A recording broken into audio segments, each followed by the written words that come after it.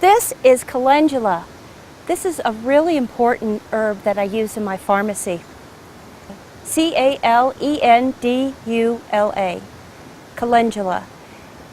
I mention that because it gets confused. Its common name is pot marigold, and if you go out looking for marigolds, you're not going to find this beautiful plant. This plant starts very well from seed, and it will reseed itself if you let these beautiful flower heads get their seed pods on them and fall to the ground, which I like because then the next year it produces lots and lots of this plant for me. The part of the plant that we use that has therapeutic value is the flower. And calendula is especially well known for its benefit to the skin. It's good for eczema, sunburn, cracked cuticles, cracked heels, diaper rash, things that aren't serious problems to the skin, but irritations. It softens the skin, it heals the skin, and calendula is particularly good to put on areas that may scar.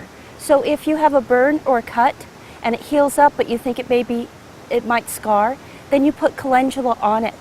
The preparations of calendula that I make are calendula oil, which I make by infusing the flower in pomace olive oil. And then the other preparation is a salve, where I put beeswax in the calendula oil and it thickens it and it makes it a waterproof, wonderful salve. It's just a great, great, subtle, wonderful skin herb. Calendula flowers could actually be taken internally in a tea to also, if you have irritations of the gastrointestinal tract, it may be helpful for that too. But mostly I use it for topical purposes. The way to harvest calendula is, first of all, you want it to look exactly like this plant does right now. So it has these large, beautiful, dandelion-looking, fresh flowers on them. And really, in the summertime, it will bloom profusely until frost. What I do is I just pick off the flowers, like that.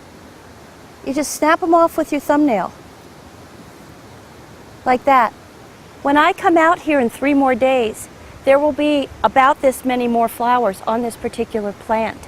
Now, it really takes a lot of these flowers to make herbal preparations because when they dry down to practically nothing. So here you have a basket full of fresh flowers, but within about 2 weeks, it dries down into a very small amount. So be persistent and be conscientious and get out in your garden every 2 or 3 days and pop off these lovely flowers and put them in a basket to dry, a shallow basket, and you can all summer long just put the fresh ones on top of the dried ones. You don't want them to mold. But these are really fantastic and wonderful herb and very beautiful.